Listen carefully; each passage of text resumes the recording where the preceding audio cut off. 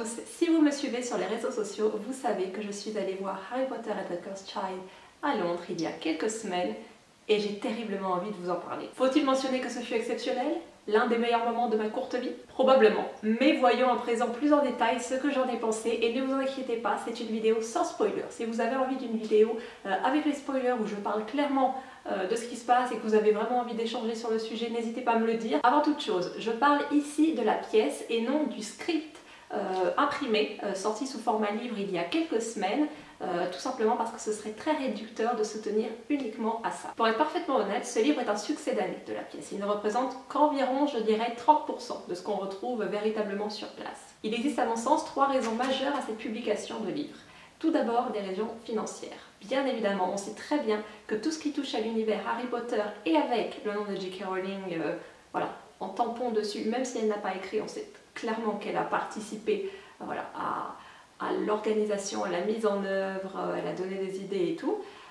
Donc on sait très bien que ce sera un succès commercial et ils en ont besoin, tout simplement parce que ça permet et de financer cette pièce et également de financer d'autres pièces. Donc voilà, succès commercial assuré. Ensuite, deuxième raison, ce livre est un objet de collection. Voilà, les fans collectionnent tout ce qui a trait à Harry Potter, j'en fais partie. Tout ce qui est officiel peut faire l'objet d'une collection et ils ne vont vraiment pas se priver pour ça. Mais la raison majeure de cette sortie est bien évidemment que tout le monde ne peut pas se rendre à Londres, ne peut pas payer le voyage, ne peut pas payer des places. Donc on sort voilà, cet ouvrage, ce livre, pour tenter de réduire au maximum les inégalités qui se créent inévitablement, tout comme tout le monde ne peut pas se rendre au Wizarding World en Floride, maintenant à Los Angeles ou encore au Japon. Donc ce livre est un petit remplaçant pour partager au plus grand monde ce nouveau pan des aventures d'Harry Potter. Mais ce n'est en aucun cas un roman, ce n'est pas à lire comme un roman, ni même à commenter comme un roman. C'est plus, si j'ose la comparaison, une sorte de plan semi-détaillé en vérité. Ce n'est pas l'objet final qui est la pièce avec ses acteurs, ses décors, ses choix de mise en scène, ses chorégraphies, ses musiques, son théâtre, tous ces éléments qui n'apparaissent pas dans le script et qui font Harry Potter and the Cursed Child. À titre d'exemple, et j'en termine ensuite sur ce point, dans quelques semaines sort le premier volet cinématographique des Animaux Fantastiques, un spin-off de Harry Potter écrit par J.K. Rowling elle-même. Il va en être tiré exactement pareil que pour The Cursed Child, un ouvrage avec ce fameux script. Je pense qu'on sera tout de même d'accord pour dire qu'il y a une différence entre un livre où il y a les dialogues et quelques indications d'action et le film, voilà, en cinéma, où il y aura les effets spéciaux, les mouvements, les acteurs, les musiques, voilà, peut-être même de la 3D, voilà, ça sera totalement différent. Donc mon conseil, si vous allez voir la pièce et que vous parlez suffisamment bien anglais, est de ne pas lire cet ouvrage. La surprise n'en sera que meilleure. Cette pièce est jouée à Londres, au Palace Theatre, dans le West End. Elle se compose de 2 parties que l'on peut voir dans la même journée ou en décalé, selon ses choix.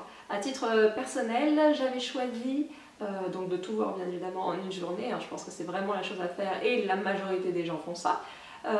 Donc il y avait la première partie avait une représentation à 13 h et la seconde partie avait une représentation à 18h30, sachant qu'il y a 3 heures de pause entre les deux. C'était la première fois que j'expérimentais une telle façon de voir du théâtre en 2 parties, presque en 2 pièces en fait, parce que on va voir la première partie, on se plonge dans ce monde magique, puis on en ressort, on va qu'à ses occupations et on y retourne à peu près 3 heures après. C'est une sensation extrêmement particulière à laquelle il faut ajouter le fait que l'on reste dans la même salle, sur le même siège, pendant presque 6 heures avec les mêmes voisins et ça crée une sorte de promiscuité qui est agréable, une sorte de lien très bref mais tout de même bien présent. Ce qui différencie terriblement le théâtre du cinéma. Et c'est tout l'intérêt et la force du théâtre. Le public vit l'histoire par le biais et surtout avec les acteurs qui ne sont ni des écrans, ni une feuille de papier.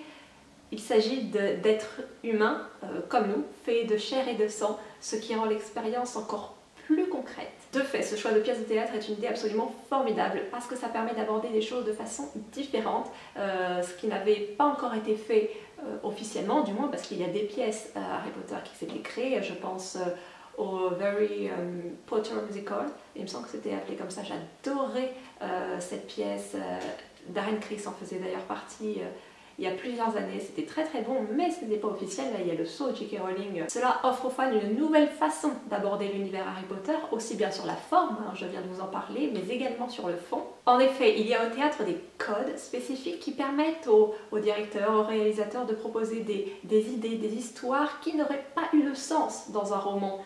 Mais dans le théâtre, il y a une sorte de liberté, de fantaisie plus ouverte. Ça se retrouve par exemple dans le théâtre britannique, dans les pièces de Shakespeare. Hein, on grossit toujours les traits et des personnages et de l'histoire parce qu'on n'a déjà que peu de temps et parce qu'il faut qu'il y ait un impact direct, il faut que ce soit clair. C'est un exercice complètement différent des romans et c'est l'une des raisons pour laquelle J.K. Rowling n'a pas écrit cette pièce, parce que c'est tout un métier. Pour revenir à Shakespeare d'ailleurs, les aficionados de l'auteur déconseillent toujours de lire uniquement les pièces, hein, il faut toujours les voir, et d'ailleurs on dit souvent du théâtre de Shakespeare qu'il ne doit absolument pas être lu, il doit uniquement être vu, être vécu par le public. J'en profite également pour mentionner que certes c'est un projet à but lucratif, mais qu'il aura toute une conséquence de retombées positives sur le monde du théâtre et notamment sur les gens qu'il fait vivre, tout simplement parce que ça va faire venir énormément de personnes à Londres qui n'étaient peut-être pas habituées au théâtre. Donc une petite partie, un petit pourcentage de ces personnes vont probablement être intéressées par d'autres pièces, par voir les autres travaux des acteurs, des réalisateurs. Ils vont suivre ça et ça va permettre d'engranger plus de visibilité pour le théâtre. Donc certes, on peut redouter le fait qu'un mastodonte comme Harry Potter prenne toute la place. Je pense au contraire que ça va permettre d'apporter un nouveau souffle, un nouveau public, plus jeune, moins habitué, voilà, une classe peut-être un petit peu moins élitiste. Et c'est toujours une très très bonne chose de renouveler, parce qu'on sait très bien que c'est un milieu qui est difficile, où les financements ne sont pas forcément faciles. Mais revenons à la pièce. C'est l'histoire d'une relation entre un père qui se trouve être Harry Potter et son fils Albus. Et comme le fruit ne tombe pas loin de l'arbre, ce dernier va se retrouver impliqué dans une aventure qu'il a plus ou moins cherchée, entraînant avec lui son meilleur ami Scorpius Malfoy. Leurs familles respectives, Harry, Ginny, Draco, vont alors partir à leur recherche, et vous pouvez d'ailleurs oublier tout ce que je viens de vous dire, parce que ça, c'est le minimum syndical des résumés et que c'est bien plus que tout ça. C'est en vérité un mélange de plusieurs histoires, pratiquement toutes fondées sur la notion de famille. C'est un thème qui est très très important pour J.K. Rowling et qui est repris ici. Parce que le public connaît ce thème, il est attaché et forcément Harry ayant des enfants, ça permet de renouveler ce genre. On connaît Harry en tant qu'enfant, bien qu'orphelin, mais on ne connaît pas Harry en tant que père. C'est toujours très très intéressant de voir ça et d'avoir le point de vue de ses propres enfants. C'est assez simple mais efficace, ça permet de laisser vraiment champ libre à la manière dont on aborde cette histoire, notamment sur toute la forme, car la mise en scène, la direction d'acteurs, les musiques, les chorégraphies sont renversantes. Je ne m'attendais absolument pas à un tel niveau. Ça se rapprocherait plus d'une sorte de spectacle de Broadway que du théâtre vraiment pur et dur comme on peut en avoir l'habitude en France, bien que la comparaison soit assez douteuse, parce que The Cursed Child n'est pas comparé avec autre chose. C'est très unique, c'est très personnel et c'est vraiment authentique. Et c'est en voyant cela que j'ai été extrêmement soulagée d'avoir pris ces places, d'avoir cru en ce projet qui au départ pouvait réellement surprendre. Parce que parler d'eux et également pratiquer la magie sur scène dans un théâtre peut très vite tourner au numéro de cirque, mais ça a été extrêmement bien maîtrisé, il y a vraiment eu un travail dessus. On mélange la simplicité des moments chorégraphiés de danse avec des effets de lumière, voire même des effets spéciaux. On fait beaucoup travailler l'humain, je pense à la manière dont les tableaux, vous savez très bien qu'à Poudlard ou autre, les tableaux ont une sorte de conscience et ils peuvent communiquer. La manière dont c'est concrétisé sur scène ici fait participer l'humain est très ingénieux tout en restant extrêmement simple, ce qui n'empêche pas pour autant la pièce d'utiliser des mécanismes vraiment techniques, des trappes, des tapis roulants, des bassins remplis d'eau, des vibrations qui ont un effet sur toute la salle, des suspensions dans les airs absolument indétectables. Ça crée de magnifiques tableaux et c'est un réel spectacle. Honnêtement, je me suis surprise à rester pendant 5 heures la bouche grande ouverte. J'étais une enfant qui restait bouche bée devant un spectacle. Les décors sont simples mais appropriés et totalement potteresques. On débute dans l'endroit le plus symbolique probablement des aventures d'Harry Potter pour rejoindre le monde sorcier, la gare de King's Cross avec ses arcades arrondies qui vont être modifiées, un petit peu transformées au fil de l'histoire selon ce qu'il se passe, selon les différents tableaux. Et c'est d'ailleurs une notion qui revient très souvent dans cette pièce, la réutilisation d'objets. On voit que les valises ne sont pas uniquement des valises, voilà, c'est vraiment quelque chose qui est très intéressant, qui est très futé. En ce qui concerne les acteurs, l'immense majorité m'était inconnue, je dois l'avouer. Après avoir fait quelques recherches, j'ai observé que j'ai dû en voir certains dans des séries, souvent de la BBC et autres, mais de très loin, et de fait je partais sans aucun a priori sur eux.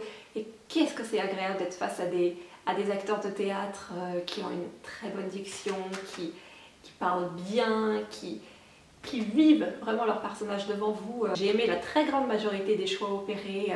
Harry Potter est bluffant. Honnêtement, j'ai vraiment eu un gros crush sur l'acteur, je l'ai trouvé très bon. Hermione est classe et facétieuse et en même temps sexy à la fois. Ron est moins présent parce que inévitablement vous allez le voir de par l'histoire, il a moins à jouer, mais il n'est pourtant pas absent et je trouve qu'il marque vraiment. C'est un personnage comique, donc comic relief, c'est vraiment son rôle, et il est plus sympathique que dans les livres, vous le saurez. Je n'aime pas Ron comme personnage, Rupert Green le rend plus sympathique, mais le personnage ne me plaît pas en général, et là pour le coup il l'est. Il y a une Ginny très forte, un Draco qui est distant et en même temps très humain. Honnêtement, son rôle évolue tout au long de la pièce et c'est vraiment bluffant. Et l'acteur était d'ailleurs très touché en fin de pièce. Je ne sais pas s'il avait vu quelqu'un ou si c'était l'ambiance, parce que l'ambiance à la fin, je vous raconte même pas, c'est la folie. Rien à dire sur les jeunes. Rose est bien plus sympathique que ce que le script laisse penser. Scorpius, inévitablement, il est décalé, il est vraiment intriguant. C'est vraiment un des personnages qui ressort et qui est très populaire, de toute évidence. De façon générale, c'est une troupe qui fonctionne très bien ensemble. Honnêtement, j'ai très hâte de voir dans un an ce qu'il en est, voir si la façon dont ils jouent entre eux évolue, parce que ça doit vraiment être très intéressant à observer. Et d'ailleurs, mention spéciale également pour le choix peau magique. Mais je n'en dirai pas plus. Et puisque l'on est sur les personnages, j'ai un nouvel aparté à faire, parce que c'est un sujet qui me brûle la langue depuis des mois. Hermione Granger est un personnage de fiction. Elle n'existe pas. Ou plutôt, il existe autant d'Hermione Granger qu'il existe de public, de lecteurs, de spectateurs. La couleur de peau, si elle n'est pas un trait déterminant dans l'histoire, n'a pas d'importance. On fait un film sur Martin Luther King blanc, ça serait choquant, parce que inévitablement sa couleur de peau est déterminante. La couleur de peau d'Hermione Granger n'est jamais abordée dans les livres, elle n'est pas déterminante pour l'histoire. Je trouve à titre personnel cela bien plus choquant de voir qu'on a laissé Daniel Radcliffe jouer Harry Potter pendant 8 films, tout en lui laissant ses yeux bleus, sachant qu'on nous répète dans chacun des 7 tomes d'Harry Potter à quel point Harry Potter justement a les beaux yeux verts de sa mère, sur lesquels on peut porter d'ailleurs différentes interprétations, la couleur de l'Avada Kedavra, le Serpentard, tout ça. C'est tout de même un élément qui est à chaque fois mis en avant et qui n'est pas respecté dans les films. Et je trouve cela très dangereux de penser que parce que la couleur de peau d'un personnage n'est pas mentionnée, alors il est obligatoirement blanc, comme s'il s'agissait d'une norme ou d'un élément de neutralité. C'est complètement contraire au message que J.K. Rowling passe son temps à transmettre à travers ses bouquins, dans ses interviews sur Twitter, et c'est d'ailleurs complètement contraire au personnage même d'Hermione Granger qui est victime de discrimination parce qu'elle est fille de Moldu, ce qu'on peut interpréter de façon différente, et qu'on peut lier à toutes les formes de discrimination. Voilà, le point est fini. Toujours est-il qu'on passe un excellent moment. On rit, on s'émerveille, on frissonne, on pleure. Je n'ose même pas vous raconter l'état de l'écharpe avec laquelle je me suis essuyé le visage à la fin parce que je ne trouvais aucun mouchoir. Parce qu'à la fin, il y a une scène qui est absolument bouleversante pour tout le monde, dans laquelle le public accompagne Harry dans une épreuve. Et la manière dont ça a été fait est tellement intime. Ça m'a vraiment bouleversée, j'ai eu beaucoup de mal à finir cette pièce après ce passage-là parce que ça m'a cloué le bec. Le second acte de la partie 2, qui à la lecture paraît un peu what the fuck, passe très bien sur scène. À nouveau parce qu'on est dans un contexte de pièce de théâtre. D'ailleurs, j'avais lu à ce sujet que Warner envisagerait de produire des films adaptés de cette pièce, ce qui pour le coup me laisse très dubitative, parce que je pense que cette pièce est faite pour le théâtre. Et la manière dont les choses sont abordées sont propres au théâtre. Il y a des codes du théâtre et les transposer au cinéma, pour le coup, ça risque de faire vraiment cheap, malgré le choix délibéré des directeurs de prendre une direction à contre-courant de ce que l'on s'attendait à voir. Il s'agit tout de même d'une pièce par les fans et pour les fans, parce qu'on y retrouve énormément des éléments qu'on aime, beaucoup de personnages que l'on adore, notamment par le biais de flashbacks par exemple, et ça permet de répondre à certaines questions laissées en suspens lors des ouvrages, des romans de J.K. Rowling. Notamment par rapport à Rogue, par rapport à Dumbledore aussi, ou encore avec Voldemort, dont l'esprit plane forcément toujours sur cet univers. Harry Potter sans Voldemort, c'est très très compliqué, il reste très très imbriqué. On fait également la connaissance de nouveaux personnages, de nouvelles créatures, notamment Loggery, qui est cette créature dont on voit les ailes sur l'affiche officielle de The Cursed Child. Et il n'est pas anodin de mentionner qu'avec la sortie des Animaux Fantastiques, il pourrait y avoir un lien entre les deux, parce qu'il ne faut pas oublier qu'elle apparaît dans cet ouvrage, l'ouvrage dont J.K. Rowling s'inspire pour faire le script des 3 films Les Animaux Fantastiques.